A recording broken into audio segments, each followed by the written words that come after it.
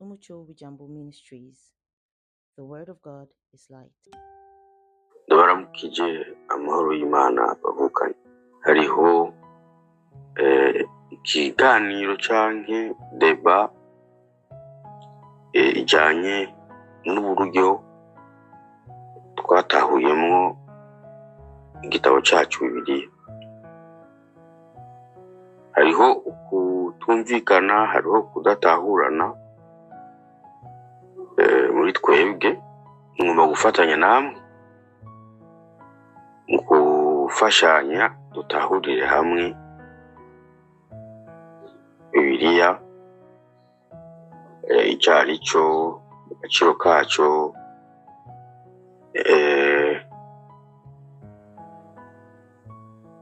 kuri twebwe abizera.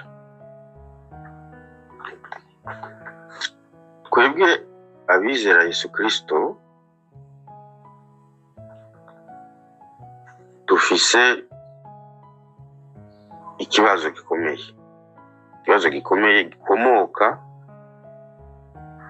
ku baduhaye ubutumwa. Abantu bari ikibazo kinini ku baduhaye ubutumwa, babwise ubutumwa bwiza, inkuru nziza, babwita ijambo ry'Imana, ariko kandi by'ukuri baduhaye ivyanditswe gusa bigaragara. Wanashaka ku bandi ntivyari bigaragara gusa, ahubwo vyabonekamwo ivyita ubwenge atari ubwenge. Ikirundi kimwe novyita ko ari uburiganya canke ko ari ubugunge. Dufise imbono, dufise imvugo, dufise inyifato muri twebwe abizera Kristo yuko Bibiliya ari ijambo ry'Imana. Ico ni ca mbere.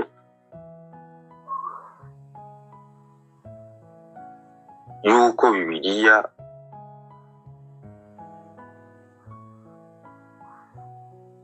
ari itara.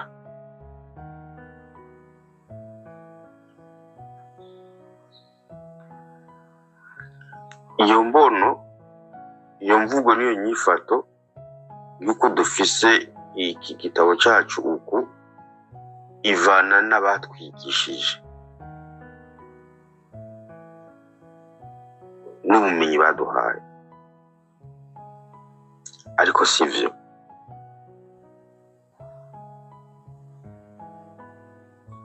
Ariko none Bibiliya ni iki? Ko atari ijambo ry'Imana, ntibitara ni iki? Mu mvugo rero y'ikirundi ni umudata, biblioteki, aho babitse amateka y'ivyagiye biba ku batubanjirije mu kwizera.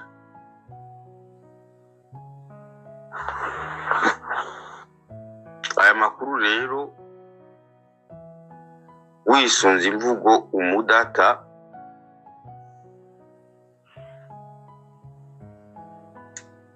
Imana yompa tukavyumva muri ubu buremerezi.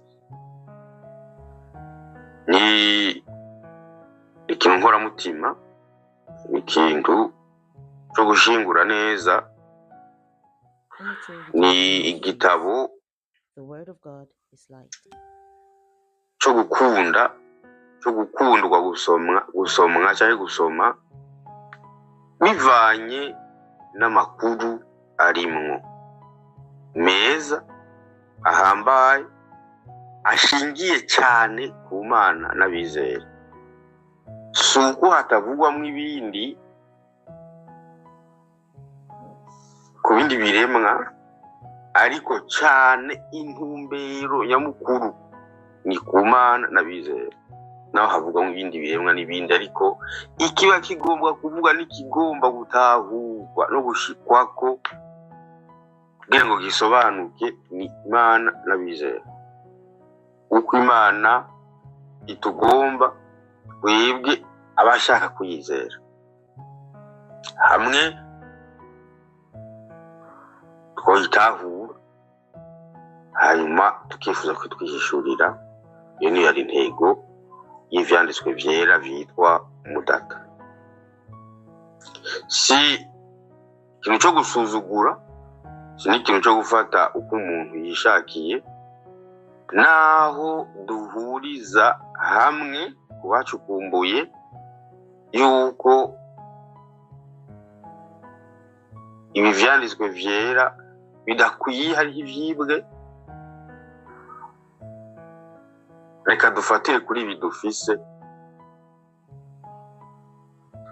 tubicunge neza. Ivyo vyibwe ko hatibwe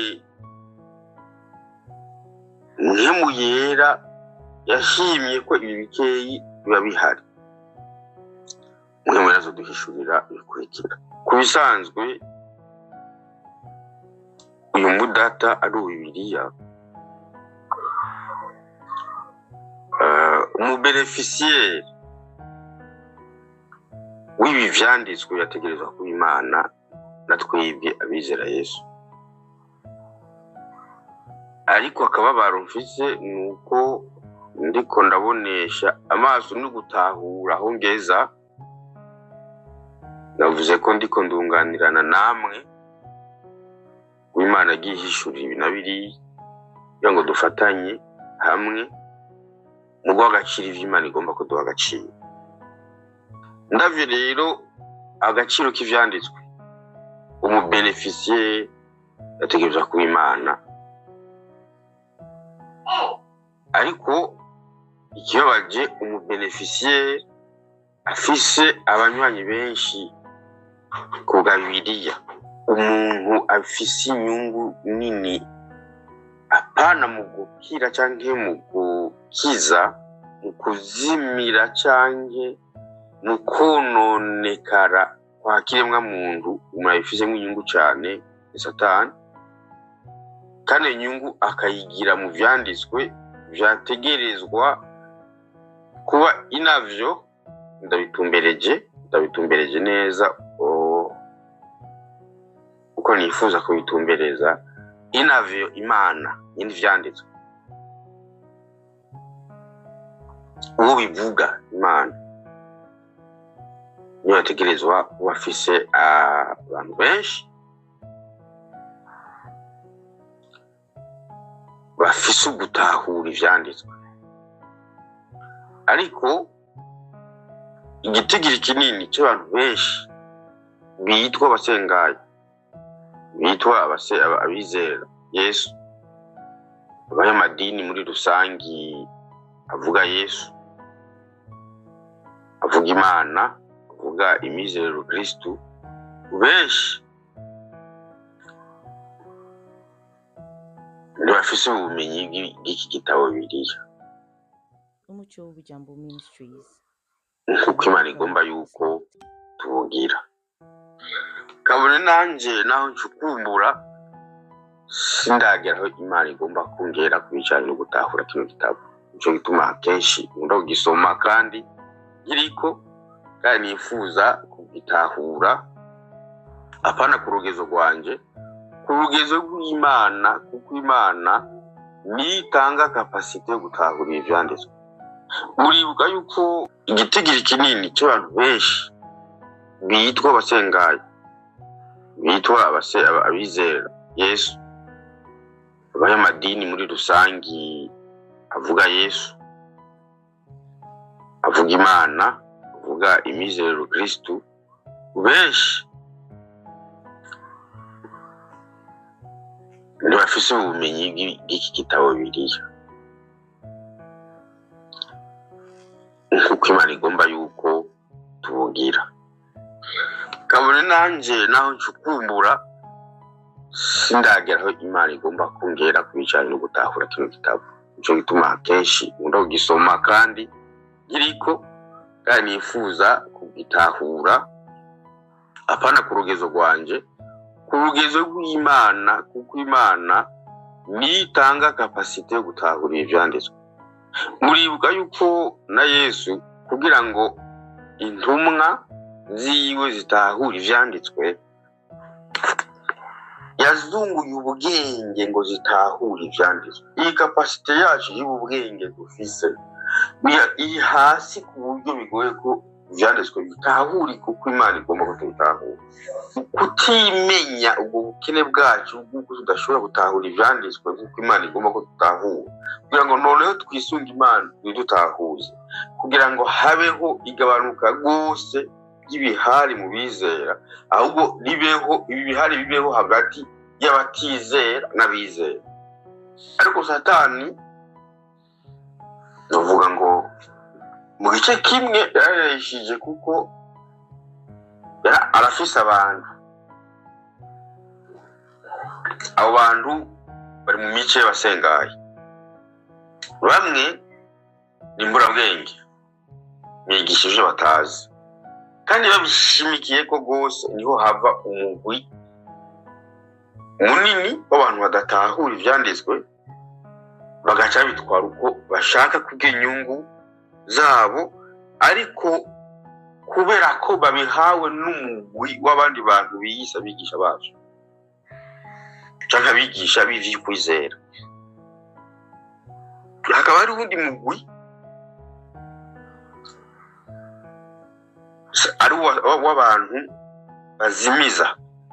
Hariho uyu mugwi w'abantu bafise ubumenyi buke, hakaba ari umugwi w'abantu bazimiza, atari ubumenyi buke ariko niyo byumva bitahuye, niyo byumvikanye, niyo mubivugana ukumva ko babitahura, barwanya, kuko ni nk'uko uburwa barevera ukuri bakakubona bagaca kurwanya. Iyo migwi rero ibiri yaje ikomotse ku mwansi n'igihe c'ishengero.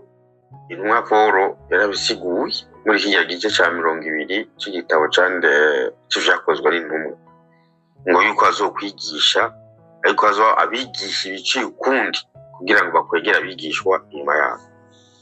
Rero hariho abantu bafise iyo ntumbero yo kugoreka ivyanditswe kwanza kugira ngo bagire umugwi munini inyuma yabo. Hakaba hariho abandi nibwo bumenyi buke bafise, atari umutima wo kugoreka. Iyo batahuye icyanditswe uko kiri, iyo muko muraganira, imitima yabo ica bugufi yakuvuga ati dukora uko kuri, kandi bakagukurikira. Abo nagiye ndababona, numva abakozi bita abakozi b'Imana, bakaba bishize no ku matitire atandukanye y'uko basigurira kubera wa mutima w'Imana no kuba afise ibintu ari sincere niko abifise. Iyo abonye ibindi bivyo kandi nakafise no mu mutima wo gucukumbura, arivako akava hahagaze agahagarara mu kuri, kwanza ko ivyanditswe, noneho umwe mu yera akamurongorera mu kuri kw'Imana. Rero iki kibazo cy'ivyanditswe dushoboye kugenda bukebuke tukemera yuko ivyanditswe vyera ni ivyacu twebwe bizera, ariko ubu hariho imigwi myinshi y'ababifise batizera Yesu, batizera urupfu rwa Yesu Kristo ariko gakiza kacu, batizera guhambwa no kuzuka kwiwe, kandi ariho turonkera ubuzima bw'Imana. Nukuri ibihari bizogumaho muri twebwe, ariko tumenye ko ivyanditswe ari iwacu, hanyuma tugatuza imbere muri twebwe tukifuza kubitahura, tuzobitahura. Aha rero kakababaro kanje karashobora kugabanuka bivanye nuko mba nifuza ko dutahurira hamwe ivyanditswe byacu, ariko wari imigwi ihari iriko irabihindura. nibaza yuko muri ivyabona Bibiliya y'ibitabo 66 siyo benshi bafise. Hariho ya 72, hariho n'indi ya 66, ariko harimwo amajambo yagiye ahindurwa. Amwe yarahinduwe ngo ni Kirundi kitari cyiza, ayandi nayo arahindurwa ashigwamwo ivyo bashaka. Ku basomi, ku bacukumbuzi, nibaza yuko mumaze kuzibona, mumaze no kuzisoma. Ubu hariho n'imigwi y'abatizera Yesu n'abizera Yesu ihurira ku mateleviziyo kugira ibihari. Bimwe biba bifatiye kwerekana ko Bibiliya atakimaze ari amakosa, ayandi nayo umengana gutsindi ibihari navyo by'abandi ivyo migwi mengo ni gutsindishanya kwerekana yuko ukwizera kwacu atariko. Ariko sinibaza yuko Bibiliya ifise intumbero yo kwerekana mu vyanditswe abantu bamwe bakerekana muri Bibiliya yuko ukwizera kwacu twizera Yesu Kristo atariko. Ariko hariho abafise Bibiliya berekana yuko twebwe ukwizera kwacu atariko. Singomba kuvuga amazina, ariko ku bacukumbuzi no ku bantu bakunda kugira amadeba ngahi bariko barabitora neza. Niba kenerwa tugenda tutanga amazina, tutange n'ivyo biganiro vyagiye bica ku ma radio no ku ma televiziyo. Kuri twebwe abizera Yesu, ni hehe tudahuriza kubijanye na Bibiliya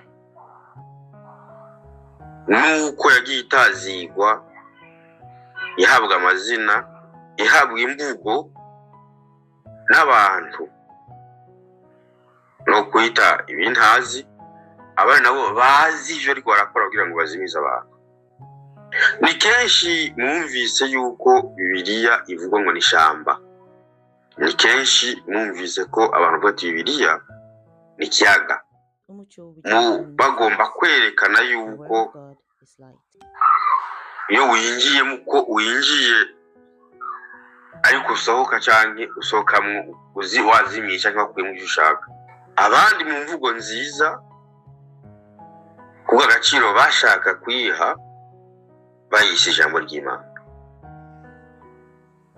Ariko babayo bayitaziriye ijambo, abo bayitaziriye ikiyaga, abo bayitaziriye ijambo ry'Imana, nta numwe muri abo afise ukuri. Bibiliya ni Bibiliya, umudata ni ivyanditswe, ariko akabirya kubera ko bivuga ku Mana n'abizera, ku Mana yera, Imana y'urukundo. Ni ivyanditswe vyera iryo jambo ririmo. Nibaza ko atabindi vyanditswe turumva bivugwa ngo ni vyanditswe vyera. Oya. Nibaza ko atabindi turumva vitwa ivyanditswe vyera. Rero ivyanditswe vyera nibigumu kunyene, bihabwa agaciro kavyo kugira ngo bishobore kutumurikira Yesu Kristo ari we jambo ry'Imana. Kugira ngo ijambo ry'Imana naryo bitumurikire, tubashe kwibona no kumenya ivy'urugendo rwacu. Bibiliya icyifuzo cy'iwanje nuko twofashanya uburyo ubwayo tubaza kuyitahura, tukumva imvugo, tukumva yuko nkigeze aha niko ndibaza ko hariho ibihari hagati ya jewe na wewe n'ibihari hagati ya jewe n'abandi, bikamera nk'ibitururuzwa canke ibironkewe inyishu bivanye nuko twasomye ivyanditswe vyera bikaduha umuco. Nama nibaza iyo bitabaho vyari kugenda gute? Ivyo kamfasha gukunda cyane Bibiliya, n'undi wese ayifise mu buryo bushobora gutuma kwizera kwanje kuguma kwaguka canke kumurikirwa mu gutahura ivyo Imana igomba ko ntahura. Rero mfatanije namwe kubemera ko Bibiliya y'igitabo gifite agaciro kandi kitumurikira kubona ivyo Imana igomba ko tubona cyangwa kumva ivyo Imana igomba ko twumva, no kubona akahise kategura kazoza, no kubona uwo Imana agendanye n'abandi mu buryo natwe dushobora kutubera akarorero. Yego, kandi yashobora kutubera akarorero. Yego, ndemeranya kandi namwe muvuga yuko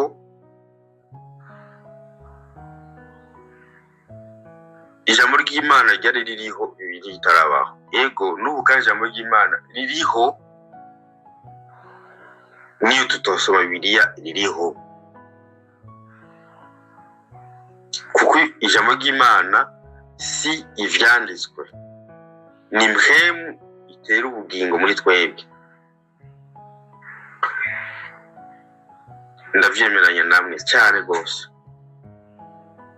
kandi nkifuza kwemeranya namwe gose kurutaha no kuyandi ma revelation yo kwizera kwari kuriho Bibiliya itarabaho. Kandi nivyo kwizera kwari kuriho Bibiliya itarabaho,